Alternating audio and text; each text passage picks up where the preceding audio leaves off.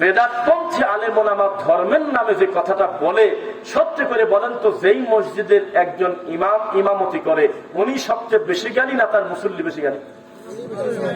নিয়মের কথা, ইমাম জ্ঞানী জন্যই তো তাকে আপনারা সামনে যায় নামাজ দিচ্ছেন, ইমাম জ্ঞানীর জন্যই তো তাকে আল্লাহর ঘরের মেম্বার ছাড়িয়ে দিচ্ছেন নাকি? তাহলে উনি যতই জাল হাদিস বলুক তার প্রতিবাদ করার তো কেউ নাই। কেন? কারণ উনি প্রতিবাদ করবে কিভাবে? ওই জ্ঞানটা তো তার নাই। ওদের ভিতরে সবচাইতে ভালো হুজুর হলে ইমামতি করতেছে তার নাকি? উত্তরপাড়া মসজিদের ইমামে মুসল্লিদের দাবি আমাদের হুজুরটা সবচেয়ে বড় হুজুর, কেননা 30 বছর উনি ইমামতি করে। বুঝতেছেন কথা? তাহলে এই মানুষটা যখন ধর্মের নামে কোনো কথা বলে, তার সামনের মানুষ সেটাকে ধর্ম মনে করেই করে। এই জন্য বোমা মারলেও এই মিথ্যা অপবাদ দেওয়া ছাড়ে না নবীর প্রতি, যে নবী নাকি সবে বরাতে রুটি হালুয়া খাইছে, দাঁত ভাঙি গেছিল জন্য আমিও খাই। মানুষ মক্কাকে পবিত্র মক্কা বলে না, কিন্তু সবে বরাতকে পবিত্র সবে বরাতের নামে আলাদা করে ব্যানার বানায়। শোনা যাচ্ছে কথা? আমি আপনাকে যে কথা বলছি, খুলনা বলছিল যে গান বাজাবে, বাজাও গান। সে বাজনা গান বাজাচ্ছে, পরে গান বাজানোর কারণে ও আচ্ছা আচ্ছা শুনলাম যে আপনাদের এলাকায় মেম্বার সাহেব নাকি একটা নিয়ম করেছে আপনার ইচ্ছায়, যে এলাকায় নাকি কোনো বাদ্যযন্ত্র বক্স বাজে না বিয়েতে বা খাতনাতে। না না, এই এলাকার কথা বলতেছি, হয়েছে? মিডিয়ার মাধ্যমে বলে দেই, শিক্ষা গ্রহণ করেন। এই এলাকার মানুষ নিয়ম করেছে তারা বাদ্যযন্ত্র গান বাজনা বিয়েতে বা অন্য কোন অনুষ্ঠানে বাজায় না। আলহামদুলিল্লাহ, আল্লাহ সুবহানাহু ওয়া তাআলা এই রাজবাড়ী আপনার রথখোলা বাণীবহ আল্লাহ তুমি সকলকে দিনের জন্য কবুল করো। এবার বলি শোনেন কি বলতেছিলাম বলেন তো দেখি। আব্দুর রউফ খুলনা, তার কাছে গিয়ে একটা লোক বলল, আমার ছেলের বিয়ে শখ করে একটাই ছেলে বিয়ে দেব, আপাতত 2টা দিনের গান বাজানোর অনুমতি দেওয়া যাবে কি?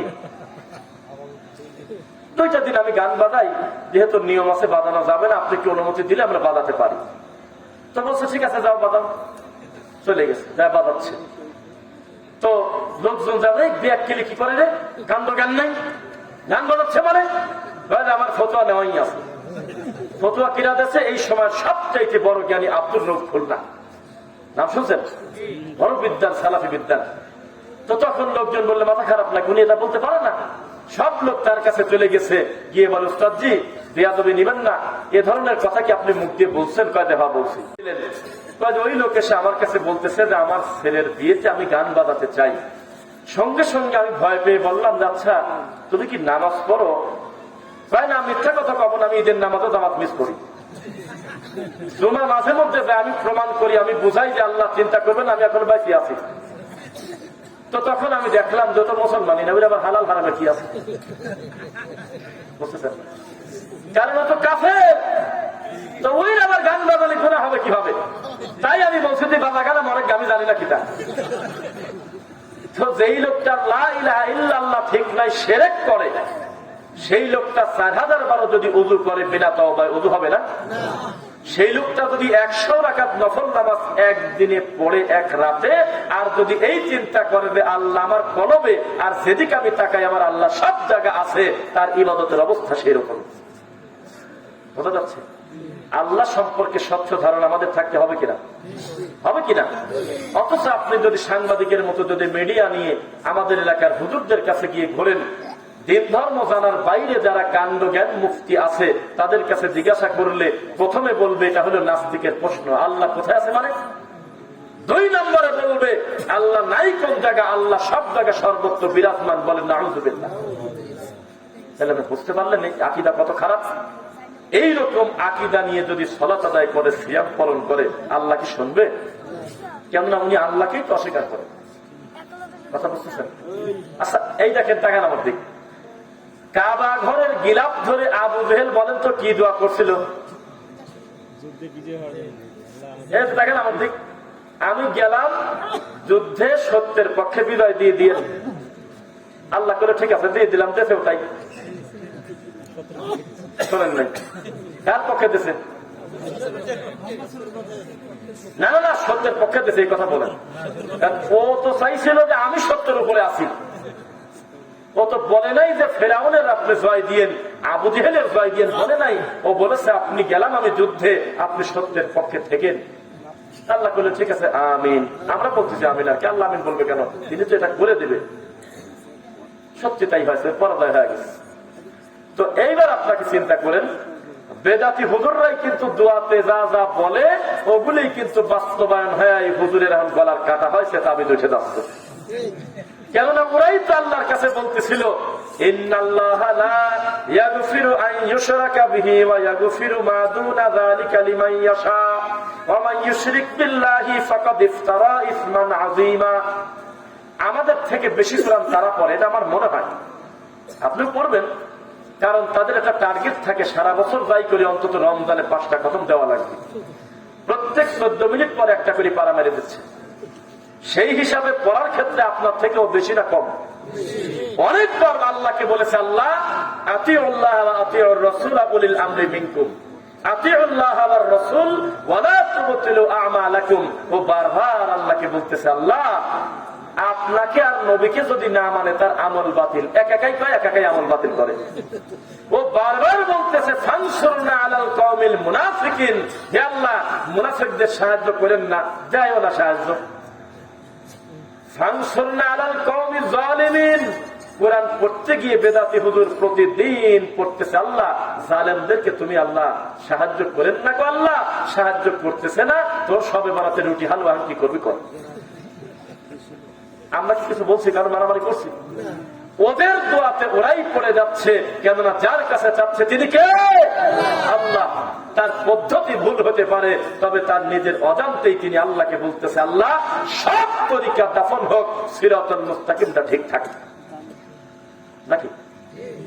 তাহলে ওই যে একটা কথা, যে ওই গ্রামে একটা কথা প্রচলন আছে, এটা আমি একটু মনে করে দেখি। সেটা হলো যে বুঝালি বোঝে না, বুঝালে বোঝে না। বুঝতে পারলেন? অনেক জ্ঞানী কিন্তু কুল হারায় পায় না। মানুষ মনে করে দিলে তখন তার স্মরণ হয়। তখন কি হয়? স্মরণ হয়। বেদাতি হুজুরদের সাথে কিন্তু আমাদের সিএনজি পাম্পে, মানে গ্যাসের ইয়েতে, এয়ারপোর্টে, ট্রেনে, সিরাজগঞ্জের ফুড ভিলেজে, এই সমস্ত কাউন্টারে মাউন্টারে কিন্তু দাঁতি বেদাতি মাঝে মধ্যে গোতা লাগে, লাগে না? কারণ উনিও এক মাহফিল থেকে আসতেছে, আমিও আসতেছি, এরকম হয় না? ওই সময় সে আমাদের সাথে যদি সফর করে বা 20 মিনিট কথা বলে, ওই কথা যদি পাবলিক শুনে ফেলতো, বেদাতি হুজুরে পিটিয়ে বাইর করে দিত মসজিদ থেকে। আর হাত ধরে বলে নামটা বলেন না মাঠে ময়দানে, বলে জি জি বলে। আমাদের সাথে দেখা হওয়ার পরে আমরা আশা করেছিলাম, মনে করতেছিলাম আশপাশের লাঠি খুঁজবে যে তোর কারণে আমার তাবিজ চলে যাচ্ছে, তোর কারণে আমার হাকিমপুর জর্দার ব্যবসা লাঠি উঠতেছে। আমরা ধারণা করতেছি একা একা পেলে উনি আমাদের ধরে পিটাবে, অথচ আমাদের সাথে মুসাফা করে এত সুন্দর আদব দেখায়, বুকে টেনে নিয়ে বলে আপনারা যেটা বলেন ঠিক আছে, সমাজে চলে, আমরাও চেষ্টা করতেছি দিন দিন ফিরে আসার কথা তারা বলে। অথচ একই লোক যখন সামনে মাইক পায় তখন গালিটা শুরুই করে হলে আহলে হাদিসদের বিরুদ্ধে। কিন্তু সামনে যখন পাইছি তখন বিবেকের কাছে হেরে গেছে এই লোকটাকে ঠেকা বকিয়ে দিয়ে। আমাকে যদি একটা শব্দ বলে, আমি মুহূর্তের ভিতর 30টা কুফরি রেডি করে আনছি, দেখ তোর মুখ দিয়ে কি বের হয় কোরআন হাদিসের কথার প্রতি, না মানে ইবাদতের নামে, ধর্মের নামে। তখন তিনি নিজেকে এত বিনয়ী মনে করে আমাদের কাছে বসে থাকে আর বলে মুহতারাম হযরত, যে হযরত কি হলো দোয়া করবেন সমাজ থেকে যাতে আমরাও কিছুই করতে পারি দিন ধর্মের, এই সে অনেক কথা বলতেছে। অথচ আল্লাহর কসম আমার বাপের থেকে বয়সে বড় একটা রানিং কামিল মাদ্রাসার অধ্যক্ষ, আমচত্বর রাজশাহী খড়খড়িয়া সিএনজি পাম্পে বিশাল বড় আজহারি একজন আর 2জন হলো বিশাল বড় মাওলানা। 70,000 টাকা ভিজিট লাগে তাদের আনতে। একটা মাহফিলের জন্য আসছিল চাঁপাইনবাবগঞ্জের কানসাটে, আমরা মাহফিল করলাম হলো রাজশাহী দুর্গাপুরে। সিএনজি নিতে গিয়ে মুখামুখি দেখা, এমন ব্যবহার আমাদের সাথে করলো, আমি নিজেও বিশ্বাস করলাম না এই লোকটা সুন্নাহর বিরুদ্ধে। যেই উনি চলে গেল, সঙ্গে সঙ্গে আমার বন্ধু আব্দুল্লাহ বিন ইরশাদ বলতেছে যে আপনি কি চেনেন এই মালদা? চেনেন না? কেমন না? এই তো আমার বিবাড়িয়াতে মানুষের খেপা দিয়ে আমার তো মারেই ফেরায়, এই তো সেই লোক আপনার সামনে সাধু সাজলো, অথচ ইনি এই ব্রাহ্মণবাড়িয়াতে আমি ওয়াজ করতে গেছি, আমি তাড়াহুড়া করে পালায় শেষ করতে পারি না, এই সুকার হুজুর পাবলিককে খেপায় দিয়েছে আমার বিরুদ্ধে, ধরো মারো কাটো। বুঝতেছেন নাকি? তাহলে জ্ঞান আছে কি নাই? কাণ্ড জ্ঞান নাই। আপনাদের সামনে আসলে তিনি হুঁশ হারিয়ে ফেলে। কোন বাপের বেটার ক্ষমতা থাকলে আমাদের কাছে বসে 30টা জাল হাদিস বলুক, দেখি ক্ষমতা কিরকম থাকে। আমরা জানি না যে এ পাপে কি পরিমাণ শাস্তি বাংলাদেশে আমার হবে, আমি জানি না। তবে আমার পাশে বসে দ্বিতীয় বক্তা যদি জাল হাদিস বলে, আমি প্রথমে বলবো দিয়ে রাগ করবেন না হুজুর, একটু সংশোধন করে নেন, হাদিসটা তো জাল, এটা ভালোভাবে বলবো। এরপরেও যদি তিনি আবার বলে, আমি সিয়ার ধরে উল্টে ফেলা দেবো। যদি না দেয় আমাকে তো বলবেন, আমি যদি না দেয় তাহলে আমি মিথ্যুক। আমি পারবো, আমার ইমানের দাবি, আমি পারবো যে লোকটাকে আদবের সাথে উল্টে ফেলা দেবো, আমি পারবো, অত্যন্ত যত্ন সহকারে ফেলবো। কেন? ওই চরমনের মতো যদি হিসাব ছাড়া কাণ্ড জ্ঞান লাভ দেয়, তাহলে একটা মুরব্বী লোকের গার পর পড়া মানে ক্ষতি না। আমি চেষ্টা করবো যে আদবের সাথে ফেলানো, যাতে ও করে গেলে একাই ব্যথা পায়, আশপাশে আমার কারোর ভাইয়ের কষ্ট না পায়। কেননা মুরিদ যখন জিকিরে লাভ দেয়, তখন কিন্তু নিরীহ মানুষের গায়ের উপর লাভ দিয়ে পড়েও দেয়, মিথ্যা লাগে, গায়ের উপরে পড়ে দেয়, আমি দেখছি। এইটা তো খারাপ। তুই একা একা লাভ দিবি না, ল্যাংটা দৌড়াবি, সেটা আমরা বলি নাই। একটা মুরব্বী মানুষের কষ্ট দিচ্ছিস কেন? আছে না ভিডিও? প্রমাণ থাকলে দেন, আমি দেখা দিই যদি মিথ্যা বলি। আছে, শত শত ভিডিও আছে। যে মুরব্বী বসে আছে, কোনো দোষ নাই, কিছু নাই, উনি চুপ করে বসে বক্তব্য শোনে, এখান থেকে একটা কুইমারি লাভ দিয়ে পড়ে গেছে গলায়, ঘাড়ের উপর পড়ে গেছে, দেখছেন? তাহলে আমার এই বাবাজির দোষটাকে আপনি উত্তর দেন, ওনার কি অপরাধ? তুই লাভ দিবি না, দৌড় দিবি না, পেয়ারা খাবে, আমি জানি নাকি, কিন্তু এই মানুষটাকে কষ্ট দিচ্ছে। তা আমি বেদাতি হুজুরকে উল্টে ফেলাই দিতাম, তবে আমি অন্য কারোর ক্ষতি করতাম না। কারণ এই গ্রামের মানুষ এখনো বুঝতে পারে নাই, তার 3 বিঘা জমির পাকা ধান যদি কেউ কেটে নিয়ে চলে যায়, এর যত বড় ক্ষতি করেছে, তার থেকে বড় ক্ষতি করে হলো মসজিদের ইমাম সাহেব, জুমার খুতবার মেম্বরে। ধান কাটলে মানুষের দুনিয়ার ক্ষতি হয়। অন্য রুজি আল্লাহ বারাকা দিলে এরকম ধান আরো 200 মণ দিতে পারে কি পারে না? কেউ যদি কারোর পুকুরে বিষ দিয়ে মাছ মেরে ফেলে, তার কারণে লোকটার জীবনে মাছ খাবে না এটা কথা না, ওই দিন বিকালে গিয়ে বাজার থেকে মাছ এনে খেতে পারে, এটা আল্লাহর ইচ্ছা। কি এই মুহূর্তে কারোর যদি 30টা গোয়াল থেকে গরু চুরি হয়ে যায়, এই লোকটার এত ক্ষতি এখনো চোর করে নাই। বেদাতি হুজুর ধর্মের নামে জাল হাদিস বললে ইমানের যত ক্ষতি করে। কেননা এতক্ষণ যেগুলো বললাম, এগুলো জাগতিক ক্ষতি, দুনিয়াবি ক্ষতি। তার রুজিতে যদি কোটিপতি লেখা থাকে, আজ হোক আর কাল হোক, রুজি তার হবেই। অফিস সামাই রিজকুকুম ওয়া মা তুআদুন ওয়া মা মিন দাব্বাতিন ফিল আরদি ইল্লা আলাল্লাহি রিজকুহা। কোরআন মাজিদের একাধিক রিজিকের আয়াত প্রমাণ করে রিজিকের মালিক রাজ্জাক, আর পরিবেশন করে আব্দুর রাজ্জাক। পৃথিবীর কোন মানুষ কোনদিন রাজ্জাক হতে পারে না, হয় কি আব্দুর রাজ্জাক মানে রাজ্জাকের গোলাম। আর আপনারা অনেক সময় না জেনে আবেগে বলেন রাজ্জাক বিন ইউসুফের ওয়াজ খুব ভালো লাগে, জেনে এটা বলতে পারবেন না। তার নাম রাজ্জাক নয়, রাজ্জাক হলে আল্লাহ, বলতে হবে আব্দুর রাজ্জাক, মনে থাকবে। এটা বলে না রাজ্জাক বিন ইউসুফ। আর মাহমুদ বিন কাসেম ভাই, ওনাকে ফোন করে আমার সামনে বলে বারবার, আমাকে আবার শোনালো সেদিন, দেখেনি কি বিয়াকিল কাসেম ভাই, একটা ডেট লাগে। কাসেমের বাপ আমার ফোন করে কয় যে সাইদ ভাই ডেট কি হবে? আমি কইছি যে হোয়াটসঅ্যাপে আমার আব্বার নাম্বার দিই, তার সাথে ডাইরেক্ট কথা বলে নেন। মানুষ বুঝতে পারে না যে তার প্রথম অংশ তার নিজের নাম, পরের অংশ তার বাপের নাম, আবেগে ভুল করে বলে ফেলে মানুষ। তো রিজিকের মালিক কে? আল্লাহ। রাজ্জাক, রাজ্জাক তো আল্লাহ। রহমান তো আল্লাহ, রহিম কে? আল্লাহ। খালেক কে? মালিক কে? জাব্বার কে? মুতাকাব্বির কে? মুহাইমিন কে? আজিজ কে? আল্লাহ। কিন্তু আপনি আজিজ কে আর আজিজ বলতে পারতেছেন না, আব্দুল আজিজ বলতে হবে। আমার ভাইয়ের নাম মনে হয় আব্দুল আজিজ, আজিজুল হক, ঠিক না? তাহলে মানুষ ভুল করে। তো এবার আমি আপনাকে বলি, বেদাতপন্থী আলেম ওলামা ধর্মের নামে যে কথাটা বলে, সত্যি করে বলেন তো, যেই মসজিদের একজন ইমাম ইমামতি করে, উনি সবচেয়ে বেশি জ্ঞানী না তার মুসল্লি বেশি জ্ঞানী? নিয়মের কথা, ইমাম জ্ঞানী জন্যই তো তাকে আপনারা সামনে যায় নামাজ দিচ্ছেন, ইমাম জ্ঞানীর জন্যই তো তাকে আল্লাহর ঘরের মেম্বার ছাড়িয়ে দিচ্ছেন নাকি? তাহলে উনি যতই জাল হাদিস বলুক, তার প্রতিবাদ করার তো কেউ নাই। কেন? কারণ উনি প্রতিবাদ করবে কিভাবে? ওই জ্ঞানটা তো তার নাই। ওদের ভিতরে সবচাইতে ভালো হুজুর হলে ইমামতি করতেছে তার নাকি? উত্তরপাড়া মসজিদের ইমামে মুসল্লিদের দাবি আমাদের হুজুরটা সবচেয়ে বড় হুজুর, কেননা 30 বছর উনি ইমামতি করে। বুঝতেছেন কথা? তাহলে এই মানুষটা যখন ধর্মের নামে কোনো কথা বলে, তার সামনের মানুষ সেটাকে ধর্ম মনে করেই করে। এই জন্য বোমা মারলেও এই মিথ্যা অপবাদ দেওয়া ছাড়ে না নবীর প্রতি, যে নবী নাকি সবে বরাতে রুটি হালুয়া খাইছে, দাঁত ভাঙি গেছিল জন্য আমিও খাই। মানুষ মক্কাকে পবিত্র মক্কা বলে না, কিন্তু সবে বরাতকে পবিত্র সবে বরাতের নামে আলাদা করে ব্যানার বানায়। শোনা যাচ্ছে কথা? আমি আপনাকে যে কথা বলি খেয়াল করেন, মুহাম্মদুর রাসূলুল্লাহ সাল্লাল্লাহু আলাইহি ওয়াসাল্লাম, তার মাধ্যমে শরীয়ত পূর্ণ হয়ে যায় নাই? কথা তো বলে না। আচ্ছা, ওইদিকে তাকাচ্ছেন কেন? এটাতে মানুষের একটা দুর্বলতা। মানে একটা বাচ্চাও যদি ক্লাব দিয়ে ওঠে, আপনারা শিখ সেদিকে ফোকাস দেবেন, এটা করা যাবে না। কেউ যদি মারা যায় যেতে দেন, জানাজা আমরা দেব, অসুবিধা নাই। এই তাৎক্ষণিক তার জানাজা পর্যন্ত শরীয়ত বাধ্য করেন, এই টাইম লাগে। সেখানে একটা মানুষ একজনকে ডাকতেছে, তার প্রয়োজনে সব ফোকাস ওইদিকে। ডাক করবেন, এটা ধমক দিচ্ছে, এটা আপনাদের উচিত না। মানুষের চিন্তাধারা সেই রকম। খুলিকাল ইনসানু আজুলা, তাড়াতাড়ি ধনী হওয়া, তাড়াতাড়ি জান্নাতে যাওয়া, তাড়াতাড়ি বেশি নেকি পাওয়া, এটা মানুষের স্বভাব হয়ে গেছে। সামনে 20টা টাক দাঁড়ায় আছে মরার জ্যাম, পিছন থেকে রিক্সাওয়ালাকে বলতেছে জোরে চালা, যাবে কিভাবে, সামনে তো টাক। মানুষের ধৈর্য নেই, সময় নেই। এই রাস্তাঘাটে চলতে গিয়ে রিক্সা অটোতে যে ধরনের কর্মকাণ্ড করে, তাতে মানবিক যে রাগটা আমাদের ভিতরে আসে, ওটা যদি প্রতিফলন হতো আমরা খোলা মাঠে চলতে পারতাম না। এমন বেয়াক্কেলি কাজকাম করে। আর অটোওয়ালাদের সবচেয়ে বড় অস্ত্র আছে, এই অস্ত্রের কাছে আমরা গাড়ি নিয়ে যারা চলি তারা আমরা পারি না। তাদের অস্ত্র হলো মাফ করে দেন। আর আশপাশের লোকজন ওদের পক্ষই নেয়।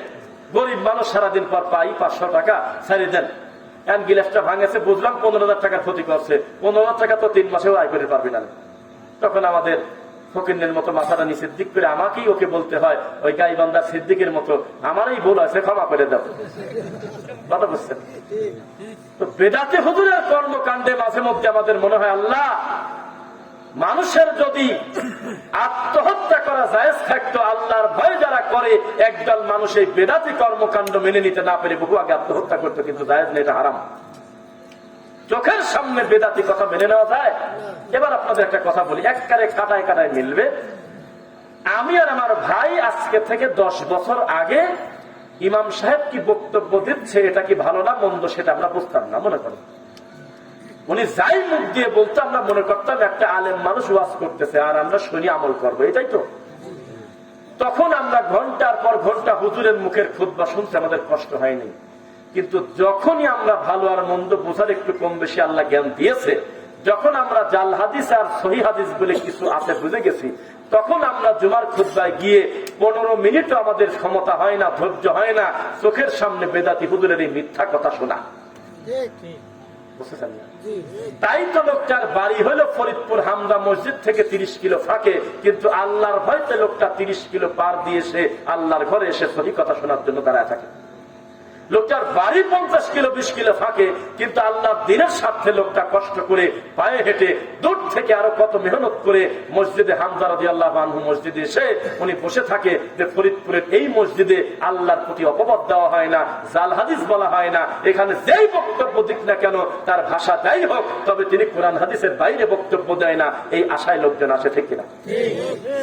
কিন্তু বিয়ে বাড়িতে যখন আপনি যাবেন, অথবা আমার এই অ্যাডভোকেট ভাইটাই যখন অন্য কোথাও গিয়ে কোনো প্যাসে পড়ে গেছে, খুতবা শুনতে হবে, জুমার নামাজের টাইম হয়ে গেছে, ওনার ধৈর্য হবে না যে বেদাতি হুজুরের মুখে 5 মিনিট মিথ্যা কথা শুনতে। কারণ উনি না জানলে ভিন্ন কথা বিষ খাওয়া দেয়। চোখের সামনে জানা দেখতেছি, আল্লাহ, এই হুজুরটা কেবল মুখ দিয়ে আমার নবীর প্রতি অপবাদ দিচ্ছে রে, তখন খারাপ লাগে না ভালো লাগে? হয়তো কিছু বলতে পারি না, সামাজিক ক্ষমতা আমাদের নাই, তবে ভিতরে কষ্ট লাগে, রাগ হয়। এই রাগটা ওই হুজুরের প্রতি না, এটা ইমানগত কারণে রাগটা হয়। কি কিসের কারণে? ইমানের কারণে। আর মনটা চায় না যে এই বক্তব্য 2টা মিনিট শুনি, ও কিভাবে বলতে পারে আমার নবীকে হরিণের গাছের সাথে বাঁধা হইলো। আমার ইসলামী বিদ্যা যদি থাকতো, আমি তো মনে করি ফ্যান্সের মাকরুর থেকেও বেশি খারাপ। আমার নবীর প্রতি কেন অপবাদ দেবে সে? আপনার নবীকে নিয়েও যদি কেউ একটু ব্যঙ্গ করে, আপনার যদি ব্যথা না লাগে, আল্লাহর কসম করে বলে আপনি পূর্ণাঙ্গ ইমানদার এখন হতে পারেন না। বুঝতেছেন না? শোনো আশেখ রাসূলরা, এ শব্দটা নবীর সাথে যদিও যায় না, আশেখ মাসুক এ শব্দটা চলে না, তারপরেও আমি বলতেছি, তোমরা যারা আশেখ রাসূল আছো, আমার এই বক্তব্য শোনো। যেই মুসলমানের নবীকে কষ্ট দেওয়ার কারণে তার ব্যথা লাগে না, পৃথিবীর যে কোনো মানুষ আমার নবীকে নিয়ে একটু কটু মন্তব্য করলে যার কষ্ট লাগে না, ওটা মুসলমানই না। শুধু তাই নয়, কেউ যদি তার নিজের কলিজার মতো নবীকে ভালোবাসে, তবু কম হয়ে গেছে, বাসতে হয়তো কলিজা থেকে বেশি। লা ইউমিনু আহাদুকুম হাত্তা আকুনা আহাব্বা ইলাইহি মিন ওয়ালিদিহি ওয়া ওয়ালাদিহি ওয়ান নাসি আজমাইন। কেউ যদি তার নিজের থেকে, পরিবার পরিজন থেকে, সারা পৃথিবী থেকে, নিজের জান থেকে যদি আমার নবীকে পূর্ণ বেশি ভালো না বাসে, ওটা পূর্ণ মুসলমান না।